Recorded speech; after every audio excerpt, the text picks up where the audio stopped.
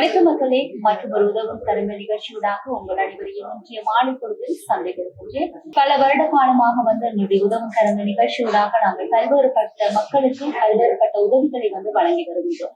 அதிலும் வாழ்வாதார உதவி என்பது மக்களுக்கு கட்டாயம் முக்கியமானது. ஏனென்று சொன்னால் இன்றைய நாளில் வருபவர்கள் கொஞ்சம் காசையோ கொஞ்சம் உணவு பொதிகளையோ கொடுத்து விட்டு அவர்கள் சென்று விடுவார்கள். அதுக்கு பிற்பாடு அவர்கள் எவ்வாறு உணவு உண்ணுகிறார்கள், அவர்களுடைய ஒவ்வொரு நாள் வாழ்க்கையும் எவ்வாறாக கடந்து செல்கிறார்கள் என்பது ஒரு கேள்விக்குறியாக இருக்கிறது.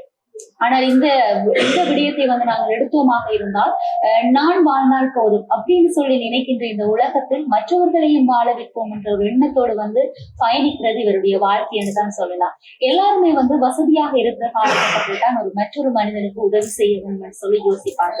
ஆனால் வசதியாகாமலே கஷ்டப்பட்டு உழைக்கின்ற அந்த பணத்தில் ஒரு சிறு தொகையாவது ஏழை மக்களுக்கு கொடுத்து அவர்களுடைய உதட்டில் ஒரு புன்னகையை பார்ப்பதுதான் இவருடைய பெரிய ஒரு குறிக்கோளாக இருந்தது.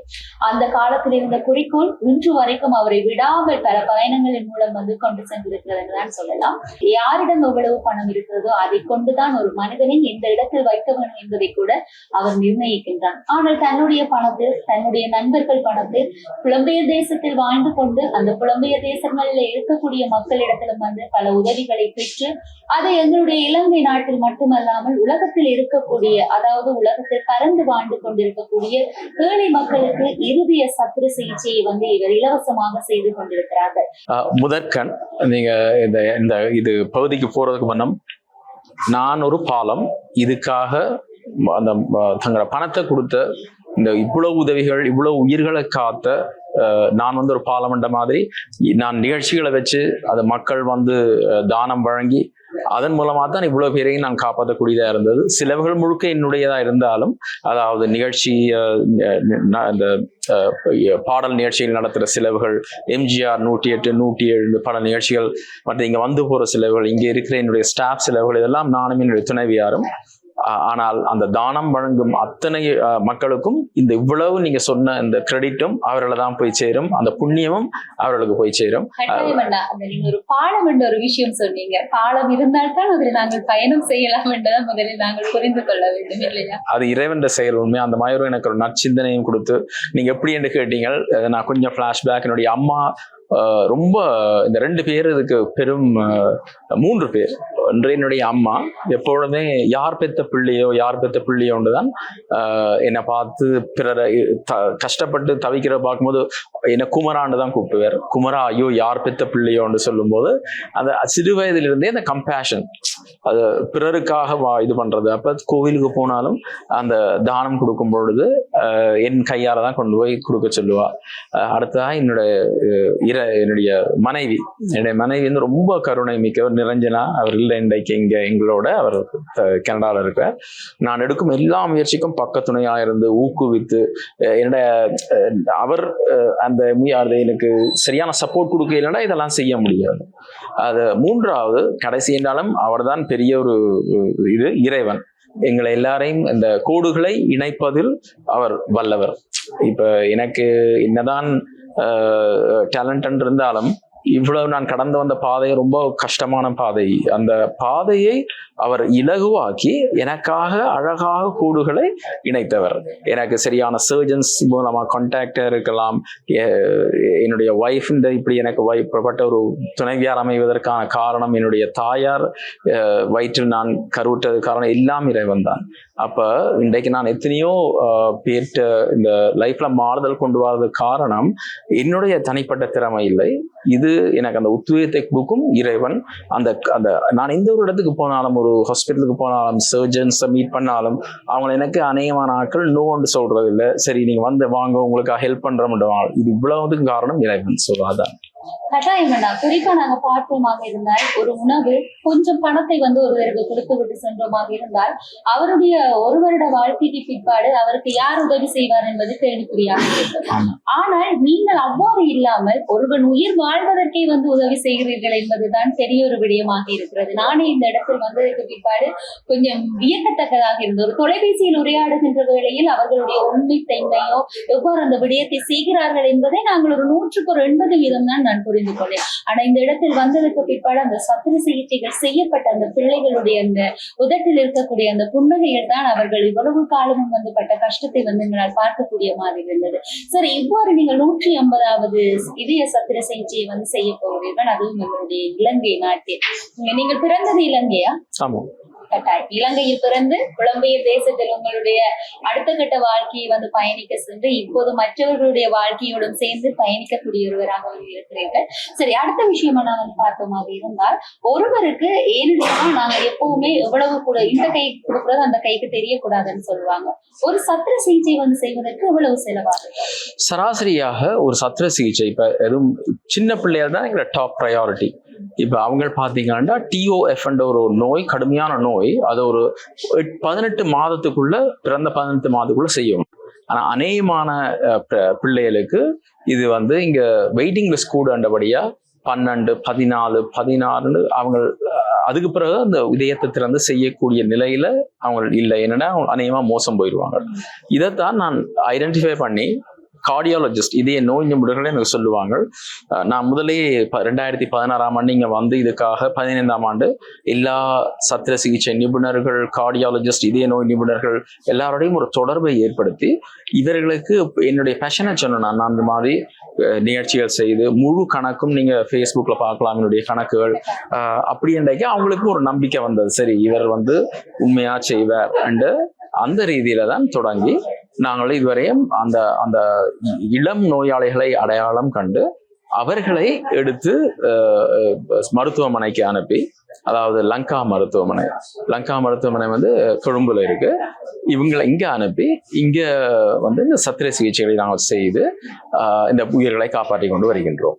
கட்டாயம் சிங்கர் செந்தில்குமரன் அவர்களுடைய முக புத்தகத்தை பார்த்தாலே தெரியும் நீங்கள் எவ்வாறான உதவிகள் யார் யாருக்கு வழங்கி கொண்டிருக்கிறீர்கள் என்பதை ஒரு இன்ச்சி கூட நகராமல் அப்டேட் பண்ணி கொண்டுதான் இருக்கிறீர்கள். அவ்வாறு கூட நிறைய பேர் வந்து உங்களை பார்க்கக்கூடியதாக இருக்கும். சரி அண்ணா, இந்த 150வது இருதய சத்திர சிகிச்சையை பற்றி நீங்கள் என்ன நினைக்கிறீர்கள்? இது பெரிய ஒரு இறைவன் ஒரு எப்படி சொல்றேன், நன்றி சொல்லணும். நாங்கள் வந்து ஸ்டார்ட் பண்ணும்போது நான் இந்த 150 நான் அப்படி யோசிக்கல, ஏதோ உதவி செய்யணும்னு தான் தொடங்கினது. அது இவ்வளவு வேகமா வந்து சமீபத்தில் தான் 100வது சத்திர சிகிச்சை நான் கொண்டாடினோம். அதாவது 2022. அதுக்கிடையில இப்ப 2023 நினைக்கிறேன் பிகினிங்ல 100வது சத்திர சிகிச்சை, இப்ப 150வது. இதற்கு இறைவனுக்கு மிகப்பெரிய நன்றி, ரொம்ப சந்தோஷமா இருக்கு. ஹார்ட் சர்ஜரியை பொறுத்தவரையும் ஏன் இந்த ஹார்ட் சர்ஜரி நான் பிக் பண்ணேன்டா, கிட்னியோ லிவரோ செய்யாம அந்த பிள்ளைய எடுக்கிறோம், சத்திர சிகிச்சை செய்யறோம், அந்த பிள்ளையை குணப்படுத்துறோம். இந்த சத்திர சிகிச்சை செய்யக்கூடிய இந்த மக்களை வந்து நீங்கள் எவ்வாறு இனம் கண்டுபிடிக்கிறீங்க? நல்ல கேள்வி. இதுதான் இதே நோய் நிபுணர்கள் எனக்கு வந்து தருவாங்க. இந்த மாதிரி யார் யாருக்கு இந்த இதயம் வந்து கொஞ்சம் பலவீனமான முறையில் இருக்கிறாங்க, யாருக்கு உடனடியாக செய்யணும்னு அவங்களோட அறிவுறுத்தலன் பேர். இதுக்கு நான் குறிப்பா இந்த நேரத்துல சத்திர சிகிச்சை நிபுணர் ரெஜினால் ரகுநாதனுக்கு நான் நன்றியை தெரிவித்துக் கொள்றேன்.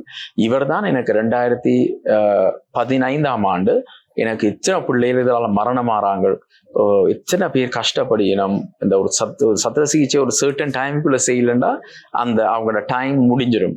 அதுக்கு பிறகு அந்த பிள்ளைகள் உயிர் வாழ்ற கஷ்டம் எல்லாம் விளங்கப்படுத்தின பிறகுதான் நான் இதை அதிவேகமாக ஒவ்வொரு வருஷமும் ஒரு நிவாரணம் என்ற ஒரு இசை நிகழ்வை நடத்தி 100% பணத்தையும் கணக்குகளோடு நீங்க Facebookல பார்க்கலாம், சிங்கர் செந்தில். அப்படியே இந்த திட்டங்களுக்கு நாங்கள் 6-7 திட்டம் செய்யறோம். எங்களோட ஃபர்ஸ்ட் ப்ரையாரிட்டி வந்து ஹார்ட் சர்ஜரி, இந்த பிள்ளைகளுக்கானது. அடுத்தது வந்து லைவ்லிஹுட் அசிஸ்டன்ஸ், அதாவது இந்த கிட்னியால பாதிக்கப்பட்டு டயாலிசிஸ் செய்யக்கூடிய நிலையில் இருக்கிற இவர்களுக்கு இந்த வாழ்வாதாரத்தை தருவதனூடாக இந்த குடும்பங்கள்ல உள்ள வறுமை நிலையை போக்கி இந்த பிள்ளைகள் ஒரு 2 வேளை சாப்பிட்ற மாதிரி செய்யறோம். அடுத்தது இது ஹாஸ்பிட்டல் எக்யூப்மெண்ட்ஸ். இப்ப ஜெஃப்னா ஹாஸ்பிட்டல்ல பாத்தீங்கன்னா நாங்கள் வந்து சமீபத்துல ஜூன் 7ஆம் தேதி ஒரு பெரிய ஒரு நல்ல ஒரு பயன்பெறக்கூடிய ஒரு எக்யூப்மெண்ட்டை கொடுத்துருந்தோம். அது கால் TOE எக்கோ மிஷின் ஒன்று கொடுத்து அமெரிக்கா வந்து வரவழைத்து கொடுத்தோம். அது வந்து அங்கத்த டாக்டர் லக்ஷ்மண், டாக்டர் குருபரன், இவங்களோட டாக்டர் சிவசங்கர் இவங்களை கேட்டிருந்தவங்க, ரிக்வெஸ்ட் பண்ணியிருந்தவங்க. அது இருக்கிறபடியா இப்ப பெரியவர்களுக்கான சத்திர சிகிச்சையை யாழ்ப்பாணத்தையே செய்யக்கூடிய மாதிரி இருக்கு, கடுமையான சத்திர சிகிச்சைகளை. இதுக்கு முன்னும் யாழ்ப்பாண மருத்துவமனையில் செய்து கொண்டு இருந்தவங்க, ஆனா ஒரு வயதுக்கு மேல இருக்க ஆட்களை தான் செய்வாங்க. நான் 50 வயதுக்குள்ளனா எனக்கு சஜஸ்ட் பண்ணுவாங்க என்னன்னா அவங்களுக்கு பிள்ளைகள் இருக்கும். அந்த அந்த மிஷின் இல்லாம அதை செய்யும் பொழுது அந்த சத்திர சிகிச்சை வெற்றி வந்து ரொம்ப பெருசா நல்ல நிலையில் இல்லாதபடியா இதை எனக்கு ரிக்வெஸ்ட் பண்ணவங்க. நான் 95,000 கெனேடியன் டாலர்ஸ் செலவு செய்து இதை எடுத்து கொடுத்தபடியா இப்ப கடந்த ஜூன் 7ஆம் தேதியிலிருந்து இன்றைக்கு மட்டும் 135 சிகிச்சைகளை அவங்க செய்துட்டாங்க. அப்போ அது ஒரு மிகப்பெரிய வடகிழக்கு மக்கள் முழுக்க அங்கதான் வந்து செய்யறாங்க. அவ்வளவு பேருக்கு ஒரு வரப்பிரசாதம். கட்டாயம். இறுதியா அவங்களிடத்துல ஒரு கேள்வி. உங்களிடம் வந்து இவ்வாறான மக்களை வந்து இனம் கண்டு கொண்டு சொல்கின்றார்கள். அதை தாண்டி இவ்வாறான நோயால் பாதிக்கப்பட்ட மக்கள் உங்களை எவ்வாறு இனம் கண்டு கொள்ள முடியும்? நல்ல ஒரு கேள்வி. என்னன்னா நான் ஃபேஸ்புக் கூடாவோ வாட்ஸ்அப் கூடாவோ நான் வந்து அந்த தகவல்களை நான் பெறுவதை நான் பெருசா விரும்புறதில்லை. ஏனென்றால் எங்கள்கிட்டையும் கேட்டுட்டு வேற ஆட்கள்கிட்டையும் கேட்டுட்டு அது சரியான முறையில ஒரு கணக்கு இல்லை. நான் உதாரணத்துக்கு இப்போ சமீபத்தில் நடந்த ஒரு விஷயத்த சொல்றேன். நீங்க பார்த்துருப்பீங்க, ஒரு தகப்பன் பிள்ளையை கொண்டு இந்த மாதிரி தனக்கு உதவி தேவை அப்படின்ட்டு அவர் வந்து ஒரு சகோதர இனத்தை சேர்ந்தவர், ஒய்ஃப் வந்து தமிழ். அப்ப அந்த பிள்ளையை தூக்கி கொண்டு போகும்போது எனக்கே ரொம்ப கவலையா இருந்தது. முதல்ல 2 வருஷத்துக்கு முன்னாடி இந்த காணொலி வந்தது, இப்ப திருப்பி ரீசர்க்குலேட் பண்ணுது. அப்ப எல்லாருமே எனக்கு சிங்கர் செந்தில் இந்த இவைக்கு ஹெல்ப் பண்ணுங்க அனுப்பி கொண்டிருக்கிறேன். சரி, நான் எடுத்து கேட்கும்போது இவையிட மருத்துவ குறிப்புகளையும் எடுத்து நான் அனுப்பி, ஏன் இந்த சத்திர சிகிச்சை இங்க செய்யலாமான்லாம் வினவிய போது, இல்லை இங்க செய்யலாம், லங்கா மருத்துவமனையில செய்யலாம் என்று சொல்ல நான் தாயை தொடர்பு கொண்டு கேட்ட போது அவருக்கு நான் ஆப்ஷன் கொடுத்தேன். நான் உங்கள்கிட்ட எவ்வளவு இருக்கு, நான் எல்லாத்தையும் கட் அண்ட் ரைட்டாக தான் செய்கிறேன். நான் நீங்கள் ஏற்கனவே சேர்த்துருக்கிறீங்க, எவ்வளவு நீங்கள் நிதி சேர்த்துருக்கீங்களோ அதை நீங்கள் எங்களுக்கு பேங்க் புத்தகத்தை நீங்கள் சப்மிட் பண்ணுற பட்சத்தில், இதாவது எவ்வளவு நீங்கள் சப்மிட் பண்ண தேவையில்லை, எவ்வளோன்னு சொல்கிற பட்சத்தில் நாங்களும் வெரிஃபை பண்ணிட்டு அதுக்கு மேலதிகமாக தேவைப்படுறத நாங்கள் வந்து வழங்கி சத்திர சிகிச்சையை நாங்கள் முடிச்சுத்தோம் அண்டு ஆஃபர் பண்ணான். ஆனால் அவள் வந்து இல்லைன்னு மறுத்து அவள் இந்தியாவை கொண்டு போகிறோன்னு சொல்லிட்டான். அப்போ ஒரு உண்மையா நான் கேட்டு, நான் உங்களுக்கு இதுதான் தேவைன்னு சொன்னா, உங்களோட பிள்ளைன்ற உயிர் தான் காக்கணும்னா இதுக்கு நான் பொறுப்படுத்தி செய்தாரன் சத்திர சிகிச்சை நிபுணர் திரு காஞ்சன சிங்கப்பூருடன் கதைச்சனங்களை பற்றி அவர் தான் செய்தாரன்னு சொன்னார். அப்ப இப்ப பாத்தீங்கன்னா நாங்கள் ரெடி என்று சொன்னியும் நாங்கள் ஆஃபர் பண்ணியும் அவ வந்து அவளோட நோக்கம் பிள்ளையை குணப்படுத்துறதா இல்லையான்னு தெரியுது. அப்ப நான் இந்த மாதிரியான இதனாலதான் நான் ஃபேஸ்புக்ல வரதையோ இதையோ நான் வந்து இது பண்றது. நான் டிரெக்டாவே கார்டியாலஜிஸ்ட் எங்களுக்கு ரிஃபர் பண்றாங்க, அதை எடுத்து செய்து கொண்டிருக்கேன்.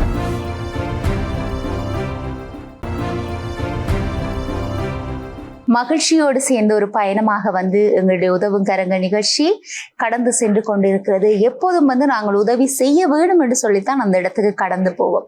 ஆனால் இப்போது உதவிகள் எல்லாம் பெற்று பெரிய ஒரு பிரச்சனையெல்லாம் முடிச்சதுக்கு பிறகு மீண்டு வந்திருக்கக்கூடிய மக்களோட நாங்கள் கதைக்கிறோம் என்றது ஒரு ஹாப்பினஸ் ஆன ஒரு விஷயம். சரி, புத்தூர்ல இருந்து ஒரு அக்கா வந்திருக்கிறா. பிள்ளைக்கு வந்து 12 வயது. அவருக்கும் வந்து இப்போது இருதய சத்திர சிகிச்சை வந்து நடைபெற்று வெற்றி இருக்கக்கூடியவர்களாக வந்து இருக்கிறோம். இப்ப இவையோட தான் நாங்க கதைக்க போறோம். வணக்கம் அக்கா. வணக்கம். புத்தூர்ல இருந்து வாரீங்கள். பிள்ளைக்கு வந்து 12 வயது. இந்த பிள்ளைக்கு இந்த நோய் இருக்குன்னு சொல்லி எப்ப இனம் கண்டு கொண்டீங்க? பிறப்புல இருந்தே இருக்குது. இப்ப 12 வயசு. அப்ப நீங்கள் எவ்வளவு தூரம் பயணம் செய்து நீங்கள் இவரை நாங்கள் திருப்பியும் கொண்டு வரணும்னு சொல்லி? 11 வருஷமா கொண்டு இப்ப 12 வயசுக்குள்ளதான் ஒரு வருஷத்துக்குள்ள நடந்திருக்குது. இது 11 வருஷம் மட்டும் போயிட்டு வந்தாங்க. யாழ்ப்பாணம் போறது, கொழும்பும் போறது, போனா ஹாஸ்பிட்டலுக்கு போயிட்டு சாலி மிஸ் ஒரு ஆளோட எக்கோரும் தெரிவு செய்து செந்தில்குமார் இதோடு சேர்ந்து நன்றி தொடர்போட இருந்து எங்களை சீசல் செய்வதற்கு உதவி செய்து நேரடியாக வீட்டில் வந்து கழிச்சிருப்பேன். கழித்து உங்களுக்கு சீசல் செய்ய வேணுமா, நீங்கள் 11 வருஷமா கொண்டு வந்தீங்க, சரி இந்த வருஷம் உங்களுக்கு ஓகேயா செய்து வைக்கிறோம். சீசன் வருதா 11 வயசுக்குள்ளேயே எங்களை பிள்ளைகள் சீசன் செய்து எங்களை பிள்ளையை பாதுகாப்பு ஒரு வந்து செந்தில்குமார் அண்ணா வந்து நன்றி கோடி கோடி நன்றி. கண்ணீர் அவற்றை எங்களோட கண்ணீராலே அவற்றை பார்த்து நாங்கள் கழிக்கிறோம். நன்றி. சரி, அம்மாக்கு எத்தனை பிள்ளைய? 5 பிள்ளைகள். 5 பேர். இவர் எத்தனையாவது? இவரோட அவர் என்ன மாதிரி? அவர் சரியா ஓகேயா இருக்கிற? கணவன் என்ன வேலை செய்யற? விவசாயம் செய்யற. சரி, இப்ப வந்து ஒரு வருஷத்துக்குள்ள வந்து உங்களுடைய குழந்தை மீண்டு வந்திருக்கு. அப்ப நீங்க 11 வருஷமா பல வைத்தியசாலைகளுக்கு எல்லாம் சென்றிருக்கீங்க. அங்க என்ன மாதிரியான இதுகள் நடந்து? காய்ச்சல் கைமல் வந்தா அவங்க கொண்டு போறது, யாழ்ப்பாணம் கொண்டு போறது, கிளினிக்கும் இங்கதான் கொண்டு போறது. யாழ்ப்பாணம் அந்த எக்கோ இங்க செய்யறது, யாழ்ப்பாணம் போறது, கொழம்புக்கும் போறது. 11 வருஷமாவே 5 வயசுல இருந்து அங்க கொழம்பு போயிட்டு போயிடுவாங்க. 5 வயசுக்கு முன்னமே இங்க போடுவோம் யாழ்ப்பாணம். 5 வயசுக்கு பிறகுதான் கொழம்புகளை வெயிட்டிங் போட்டு வாரு. 3 மாதத்துக்கு ஒரு கிளினிக் போயிட்டு வாருது. சரி, 6 வயசுல செய்யறோம்னு சொன்னது. அப்புறம் 6 வயசுக்கு செய்யல.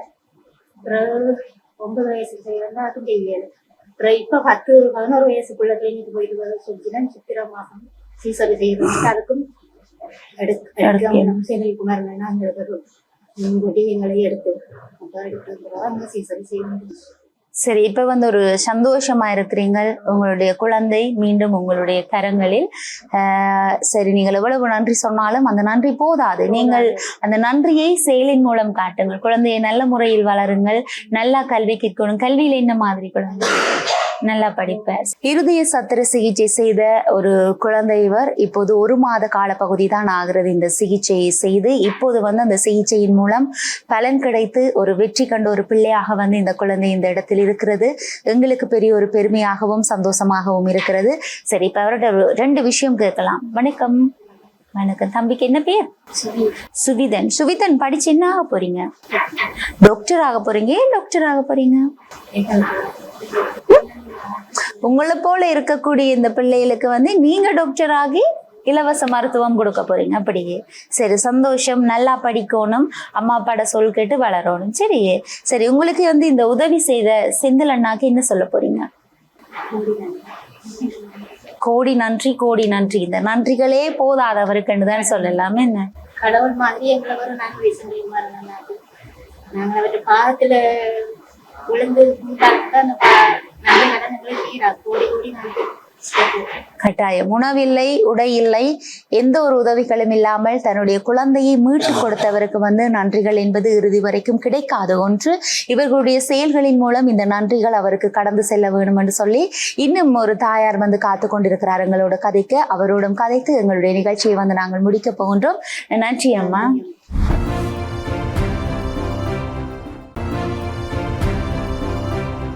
என்ன மக்களே, எங்களுடைய உதவும் கரங்க நிகழ்ச்சியூடாக பெரிய ஒரு வெற்றி கண்டிருக்கிறது எங்களுடைய நிகழ்ச்சி என்று தான் சொல்லலாம்.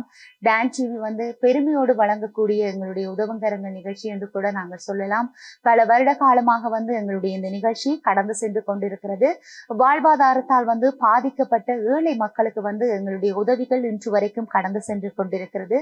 அதுல முக்கியமாக பங்கு வகிக்க கூடியவர்கள் எங்களுடைய புலம்பெயர் தேசத்தில் இருக்கக்கூடிய உறவுகள் என்று தான் சொல்ல முடியும். அவர்களுக்கு நன்றி சொன்னால் எங்களுடைய நன்றிகள் போதாது என்று தான் சொல்ல முடியும். இந்த நன்றியை வந்து நாங்கள் செயலில் காட்ட வேண்டும் என்பதுதான் உண்மையான ஒரு விடயம். சரி, கைட்ஸ்ல இருந்து, அதாவது யாழ்ப்பாணம் கைட்ஸ்ல இருந்து இந்த அக்கா வந்திருக்கிறா. இந்த அக்காவுடைய பிள்ளைக்கும் வந்து இதய சத்திர சிகிச்சை வந்து நடைபெற்று முடிந்திருக்கிறது. இப்போது அவருடைய மனநிலை எவ்வாறாக இருக்கிறது, அந்த சத்திர சிகிச்சை செய்ய முதல்ல வந்து அக்கா எதிர்கொண்ட சவால்கள், பிரச்சனைகள், இப்போது அவர்களுடைய குழந்தைக்கு முடிந்த இந்த சத்திர சிகிச்சையால் வந்து அவர்கள் வெற்றி கண்டிருக்கிறார்கள். இப்போது அவர்களுடைய மனநிலை எவ்வாறாக இருக்கிறது என்பது தொடர்பாக நாங்கள் கதைக்கலாம். அனைவருக்கும் வணக்கம். நாங்கள் ஊர்காவற்ற எங்களோட இடம், சொந்த இடம். என் மகனுக்கு 7 வயசு. இவருக்கு இந்த வருத்தம் இருக்குன்னு சொல்லி 1 வயசுலதான் நாங்கள் கண்டுபிடிச்சது. கண்டுபிடிச்ச பிறகு ஜெஃப்னா ஹாஸ்பிட்டலுக்கு கொண்டு போய் அங்கேருந்து எக்கோ மருந்து அப்படி பார்த்துட்டே இருந்தது. முதல் வந்து அவருக்கு ஓப்பன் சர்ஜரி செய்ய வேணும்னு சொல்லினா அதுக்கான அமௌண்ட்டுகள் எதுவும் கிடைக்காதபடியா காலங்கள் ஓடிக்கொண்டிருந்தன. பிறகு அங்க இருந்து எங்களை கொழும்பு நோனா ஹாஸ்பிட்டலுக்கு அனுப்பினவங்க. அங்க நாங்கள் போறது, அங்க இருந்து நிறைய துன்பங்கள், எங்களோட உழைப்புகள் வந்து சாதாரணமா எங்களோட பிள்ளைகளோட சாப்பாடும் எங்களோட நாளாந்த தேவைகளையும் போக்காட்டக்கூடிய மாதிரி தான் இருந்ததே தவிர மேலதிகமா கொழும்பு போய் வாரது அப்படியான எந்த ஒரு இதுக்கும் எங்களுக்கு அந்த போதுமான அளவுக்கு இருக்க இல்லை. இப்படிய காலப்பகுதியில நாங்கள் லோனுகள், லீஸுகள் அப்படின்னு சொல்லி எடுத்துதான் எங்களோட பிள்ளைய காலத்தை நாங்கள் அப்படி கொண்டு போய் கொண்டிருந்தோம். நாங்கள் காலங்கள் கடந்து போவைக்குள்ள பிள்ளைகள செயற்பாடுகள் கொஞ்சம் கொஞ்சம் பிரச்சனையாக ஒழிக்குது. மூச்சு விடுறதுல கஷ்டம், ஓடுற நேரம் முகத்தால வேர்க்கிறது, பெருசா துடிக்கிறது அப்படின்னு சொல்லி நிறைய பிரச்சனை நடந்து கொண்டிருந்தது.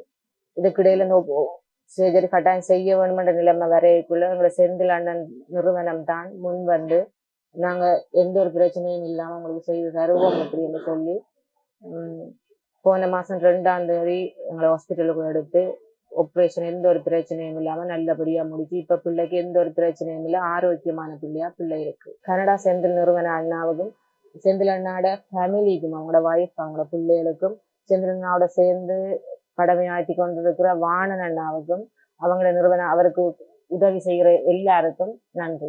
சரி அக்கா, இந்த பிள்ளைக்கு வந்து எப்ப இந்த நோய் வந்து ஏற்பட்டது, அதை நீங்க எப்படி இனம் கண்டீங்க? பிறப்புல இருந்து இல்லை, 1 வயசுக்கு பிறகுதான், 1 வயசு பர்த்டே முடிஞ்சாண்டு இரவு போல கண்ணெல்லாம் மேலே சொருகி மூச்சு எடுக்க கஷ்டம்னாங்களாம் ஹாஸ்பிட்டலுக்கு கொண்டு போனாங்க. கைட்ஸ் ஹாஸ்பிட்டலுக்கு தான் கொண்டு போனாங்க. அப்போ அவங்க சாதாரணமாக தடுமல் இருக்கு அப்படின்னு சொல்லிட்டு விட்டுக்கலாம். அப்புறம் அப்படி இருக்கவும் ஒவ்வொரு மாற்றங்கள் தெரிஞ்சாப்புல ஜெஃப்னா ஹாஸ்பிட்டலுக்கு கொண்டு போனேன். கொண்டு போய் தான் காட்டுற சத்தம் வித்தியாசமா இருக்கிறதுக்காக எக்கோ பண்ணுங்கன்னு சொன்னாங்க. எக்கோ பண்ணத்துல வந்துச்சு. கண்டுபிடிச்சு எவ்வளவு காலம்? 6 வருஷம். 6 வருஷம். இப்ப எத்தனை வயசு குழந்தை? 7 வயசு. 6 வருஷத்துக்கு பிறகுதான் இந்த சத்திர சிகிச்சை வந்து செய்து நீங்கள். சரி, அது செய்ய முதல்ல செந்தில் அண்ணாவுடைய இந்த தொடர்புகள் கிடைக்க முதல்ல இந்த குழந்தையை நீங்கள் எங்கெல்லாம் கொண்டு சென்றிருக்கிறீர்கள், எவ்வாறான சவால்கள் வந்து இதன் மூலமாக நீங்க எதிர்கொண்டு நீங்க? எங்களோட பொருளாதாரம்ன்றது பிரச்சனை. ஜெஃப்னாவுக்கு நாங்க வாரன்னு சொன்னாலே எங்களுக்கு அது உண்மைக்கு வந்தமெண்டா காலையில வந்தமெண்டா இங்க இருந்து எக்கோ டாக்டர் ஒரு ஆள் பார்த்து பிறகு மற்ற டாக்டர் ஒரு ஆள் பார்த்தா போனப்போ சாப்பாடுகள் அப்படி நிறைய பிரச்சனை. அது எங்களுக்கு கொஞ்சம் காலம் அப்படியே போய் கொண்டு வந்த பிறகு திருப்பி எங்களை கொழும்புக்கு மாத்திட்டாங்க. அப்போ நாங்கள் இங்கே இருந்து போய் எனக்கு இன்னொரு சின்ன நாள் இருக்கும். அப்போ நாங்கள் ஃபேமிலியாக தான் கொண்டு போவோம். அங்கே போய் ரூம் எடுத்து தங்கி அடுத்த நாள் டாக்டர்கிட்ட காட்டி வர்றதுன்றது பெரிய பிரச்சனை மாதிரி, காசுன்றது பெரிய பிரச்சனை மாதிரி. நீ அதை விட பிள்ளையில போசாக்குன்றது முக்கியம் தானே. அது சரி, காசு இல்லாட்டி ஒன்றும் செய்யலை. அதனால லோனுகள் ஏதாவது எடுத்து அப்படித்தான் எங்களை இவ்வளோ காலம் 7 வருஷம் ஓடிட்டு இருந்தோம். கடல் தொழில்ன்றதும் நிரந்தரமா ஒரே வருமானம் வராது. சரி, இப்ப வந்து பிள்ளைக்கு செய்தவளா நாள்? 2 மாசம். சரி, இந்த குழந்தைக்கு வந்து நான் எதிர்பார்க்காத அளவுக்கு இந்த சிகிச்சை வந்து நடைபெறும், இது சரியான முறையில கிடைக்கும், என்னுடைய குழந்தை எவ்வாறு என்னுடைய கரங்களில் கிடைக்க வேணும்னு சொல்லி நான் நினைத்தேனோ இப்போது அவ்வாறே வந்து குழந்தை வந்து என்னுடைய கரங்கள்ல இருக்குது. இது நடக்கும், இது சாத்தியமாகும்னு நினைச்சீங்களே? இல்லை. சரி, இதை சார்ந்து பிள்ளைக்கு வந்து ஹாஸ்பிட்டல் கொண்டு போகணும், எப்படியாச்சும் ஒரு சிகிச்சை செய்யணும், யாராவது உதவி செய்ய மாட்டார்களா அப்படின்னு சொல்லி நீங்கள் பல பேரிடத்தில் வந்து உதவி கேட்டது உண்டா? கேட்டுருவோம். சாதாரணமா எல்லாருடையும் தெரிஞ்சவங்க போ அப்படின்னு சொல்லி நிறைய பேர் அது பெரிய ஒரு லிஸ்ட் கட்டாயம். பெற்ற குழந்தையை வந்து மீண்டும் எங்களுடைய கரங்களில் இருந்ததை விட பல மடங்கு பலத்தோடு கிடைப்பது என்பது கடினமான ஒரு விடயம். அதை எந்த ஒரு செலவும் இல்லாமல் ஒரு மனிதாபிமானத்தோடு வந்து உங்களுக்கு செய்து கொடுத்து அந்த குழந்தையை வந்து உங்களுக்கு தந்திருக்கிறார் என்பது பெரிய ஒரு விடயம். சரி, இப்போது இதெல்லாம் சரியான முறையில் நடந்திருக்கிறது. இப்போ உங்களோட மனநிலை எப்படி இருக்கு? சந்தோஷம் சொல்லவே இல்லை. 6 வருஷம் நாங்கள் இன்னொரு மறுபிறவியை கொடுத்து தான் செந்தில் நாங்களோட பிள்ளைய தந்திருக்கு. ஒவ்வொரு நாளும் எங்களுக்கு பயத்தோடு தான் கிடக்கும். சொல்லிவிடுவாங்க மயங்கி புள்ள விழுந்துடும், இப்படி நிறைய பிரச்சனை சொல்லிவிடுவாங்க. நடந்துருமோ, ஸ்கூலுக்கு விட்டாலும் பயம். ஒரு டீச்சர் வேற ஒரு விஷயத்துக்கு கால் பண்ணினால் கூட எங்களுக்கு இதுக்காக கால் பண்றாங்க. எல்லாம் கடந்து இந்த பிள்ளைய தந்த செந்தில் நாங்களுக்கு நன்றி எப்படின்னு சொல்றான்னு தெரியாது. ஃபேமிலிக்கும் அவரை சேர்ந்து செயற்படுறவங்களுக்கு தான் நாங்கள் நன்றி சொல்லுவோம். நாங்கள் எதிர்பார்க்காத ஒன்றுதான். சரி, இப்ப குழந்தையோட ஆரோக்கியம் எப்படி இருக்கு? நல்லா இருக்கு. நல்லா இருக்கிறோம். சரி, சந்தோஷம். உங்களுடைய இந்த புன்னகை லைஃப் லாங் இருக்கணும்னு சொல்லி எங்களுடைய உதவும் கரங்கள் நிகழ்ச்சியை கூடாக உங்களுக்கு வாழ்த்து சொல்கிறோம். எப்போவுமே வந்து உதவும் கரங்கள் நிகழ்ச்சி எடுக்க போய் எனக்கே மனசு பெரிய ஒரு பாரமாக இருக்கும். இன்றைக்கி இந்த குடும்பம் வரப்போகுதோ, யார் அழ போகிறாங்களோ, என்ன கேட்க போகிறாங்களோ என்ற ஒரு எண்ணத்தோடு போவேன். ஆனால் இன்றைக்கு இவ்வளவு சந்தோஷமாக நான் உதவும் கரங்கள் நிகழ்ச்சி என்னுடைய வாழ்நாளில் செய்ததே இல்லைன்னு தான் சொல்ல முடியும். இல்லை என்று சொல்லி நினைக்கப்பட்ட குழந்தைகள் எல்லாம் பல மடங்கோடு வந்து இந்த இடத்துல வந்து நின்று என்னோட கதைக்கிறது வந்து எனக்கு பெரிய ஒரு சந்தோஷம். உங்களுடைய இந்த சந்தோஷமும் உங்களுடைய வாழ்க்கை பயணமும் வந்து ஹாப்பினஸ் அமையணும்னு சொல்லி டான்ஸ் டிவி மூலம் உங்களுக்கு வாழ்த்துக்களை சொல்லிக்கிறேன். நன்றி அக்கா. இதய சத்திர சிகிச்சைக்கு அப்பால் இன்னும் ஒரு பெரிய ஒரு விடயம் நடந்திருக்கிறது என்பது ஒரு ஹாப்பி.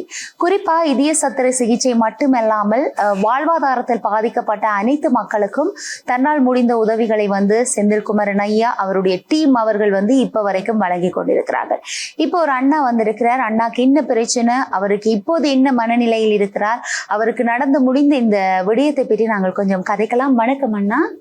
வணக்கம். நீங்கள் உரும்புராயிலிருந்து வாரேன்னு சொன்னீங்க. சரி, உங்களுக்கு என்ன நடந்தது, இப்ப நீங்கள் எப்படி இருக்கிறீங்கன்றதை சொல்லுங்க. விபத்துக்குள்ளாகி 6 மாதம் தம்பி எல்லாம் பற்றி இல்லை கஷ்டம் பிள்ளைகள் பிரச்சனை கஷ்டம் தான். இதோடதான் இந்த செந்தில்குமார் இந்த தொடர்பு கிடைச்சது எங்களுக்கு உதவி திட்டங்கள் செய்யறாங்க. அவர் தொடர்பு கொண்டு கிடைச்சதான் உதவி திட்டங்கள் சொல்லி என்னுடைய சிறுதொழில் செய்யறதுக்காக அவர் எனக்கு நிதியுதவி செய்தேன். இப்ப நான் ஒரு மாதத்துக்குள்ள நான் இந்த தொழில் செய்து கொண்டு வரேன் உதவியால. உதவி இல்லாம விபத்துக்குள்ள ஒரு தொழிலும் இல்லை தானே வீட்டை இருந்ததால இப்ப அந்த டைம்ல ஒரு தொழில் இல்லாத டைம்ல அவர் சொல்ல டைம்ல இந்த தொழிலுக்கு அவர் ஊக்குவிப்பு செய்தார். அவர் நன்றி எதிர்ப்பு. என்ன தொழில் செய்யறீங்க நீங்க? வியாபாரம். வியாபாரம் என்ன வியாபாரம்? தேங்காய் வியாபாரம். என்ன மாதிரி உங்களுக்கு வெற்றி கொடுக்குதாது? வீட்டுல சாப்பாடுகள் எல்லாம் என்னமா? உங்களுக்கு இந்த விடயத்துக்கு வந்து உதவி செய்தவரா இந்த நீங்க ஆக்சிடென்ட் பட்ட காலகட்டத்துல இல்லைன்னு சொன்னால் இல்ல, ஆக உங்களுடைய தொழில் முயற்சிக்கு வந்து பெரிய ஒரு நிதி உதவி செய்தவர். சரி, இப்ப நீங்கள் அவருக்கு என்ன சொல்ல விரும்புறீங்க? செந்தில்குமாரனுடைய நிவாரணத்திற்கு புலம்பெயர் தேசத்திலிருந்து எங்களுக்கான நிதி உதவியை வழங்கிய அந்த நல்ல உள்ளங்களுக்கு நான் நன்றியை தெரிவித்துக் கொள்றேன். நான் அதன் உடாசத்துக்கு விதமா எங்களுக்கு இந்த உதவியை அவர் மூலமா இந்த எங்களுக்கு கிடைக்கத்தக்க செய்து அவருக்கு நான் நன்றி சொல்ல கடமைப்பட்டிருக்கேன். கட்டாயமன்னா உங்களுடைய இந்த சுய தொழில் வந்து இன்னும் பெரிய தொழிலாக மாற வேணும். நீங்கள் இந்த தொழிலை வந்து சரியான முறையில் கொண்டு சென்று இன்னும் அந்த கடையை வந்து பெருப்பித்து சரியான முறையில் நீங்கள் தொழில் செய்ய வேண்டும் என்று சொல்லி நாங்களும் இந்த உதவுங்கரங்கள் நிகழ்ச்சியோடாக உங்களுக்கு வாழ்த்துக்களை கூறிக்கொள்றோம். நன்றி அண்ணா. என்ன மக்களே, இன்றைய நாளிலும் எங்களுடைய உதவுங்கரங்கள் நிகழ்ச்சி எதை நோக்கி பயணித்தது என்பது உங்களுக்கு கட்டாயம் தெரிந்திருக்கும். இவ்வளவு நாளும் இந்த நிகழ்ச்சியை பார்க்கின்ற வேளையில் யாருக்கு என்ன உதவி செய்யலாம் என்று தான் நீங்கள் யோசித்திருப்பீர்கள். ஆனால் இன்றைய நாளில் உதவி பெற்று, அதுவும் உயிர் உதவி பெற்ற அநேகமான மக்களை வந்து இந்த இடத்தில் சந்திக்கக்கூடியதாக இருந்தது. மிக மிக மகிழ்ச்சி என்று தான் சொல்லலாம். இந்த 150வது இதய சத்திர சிகிச்சை இவர்கள் செய்ய போகின்ற அந்த செலிப்ரேஷன் வந்து மிக மகிழ்ச்சியாக நடைபெற வேணும். உணவு அல்ல, உடை அல்ல, இது ஒரு உயிர் காத்த ஒரு உதவி என்று தான் சொல்ல முடியும். இந்த 150ஓடு நின்று விடாமல் இன்னும் பல மக்களுக்கு வந்து பல்வேறுபட்ட இந்த சிகிச்சை என்னால் செய்ய முடியவில்லை என்று சொல்லி, குழந்தை இறந்தாலும் பரவாயில்லை என்று சொல்லி இருக்கக்கூடிய எண்ணத்தில் இருக்கக்கூடிய பெற்றோர்களுக்கு வந்து இந்த நிகழ்ச்சி ஒரு விழிப்புணர்வாக அமையட்டும். கட்டாயம் அவருடைய அந்த முகப்புத்தகத்தின் மூலமும் நீங்கள் அவரை தொடர்பு கொண்டு உங்களுடைய இந்த உதவிகளை வந்து பெற்றுக்கொள்ளலாம்.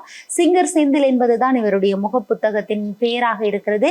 இதன் மூலமாக வந்து நீங்கள் அவரை தொடர்பு கொண்டு இவ்வாறான நோயால் பாதிக்கப்பட்டவர்கள் வந்து உங்களுடைய பிரதேசங்களில் இருக்கலாம், அவர்களுக்கு நீங்கள் இந்த உதவிகளை வந்து பெற்றுக் கொடுக்கலாம் என்பதையும் கூறிக்கொண்டு இந்த உதவுங்கரங்கள் நிகழ்ச்சியூடாக இந்த நேரங்களை எல்லாம் மதிக்காமல் ஒரு பொன்னான நேரங்களை சரியான முறையில் பயன்படுத்த வேண்டும் என்று சொல்லி இவ்வளவு தூரம் கடந்து வந்திருந்த அனைத்து மக்களுக்கும் நன்றிகளையும் வாழ்த்துக்களையும் கூறிக்கொண்டு இந்த உதவுங்கரங்கள் நிகழ்ச்சி ஒரு 150 பேருக்கு இவ்வாறான ஒரு நற்செயலை செய்திருக்கிறது என்பது ஒரு பெருமைக்குரிய ஒரு விடயமாக இருக்கிறது. இது இத்தோடு நின்று விடாமல் இன்னும் பல வருடங்கள் தொடர்ந்து செல்ல வேணும், இன்னும் பல பேருடைய உயிர் காக்கப்பட வேண்டும் என்பதை கூறிக்கொண்டு நானும் உதவுங்கரங்கள் நிகழ்ச்சியிலிருந்து விடைபெற்று செல்ல போகின்றேன். தொடர்ந்தும் டான் தமிழொலி நிகழ்ச்சிகளோடு இணைந்து கொள்ளுங்கள் என்பதை கூறிக்கொண்டு உங்களிடத்திலிருந்து விடைபெற்று செல்லும் நான் ஈஸ்வரன் சுரேகா. நன்றி, வணக்கம்.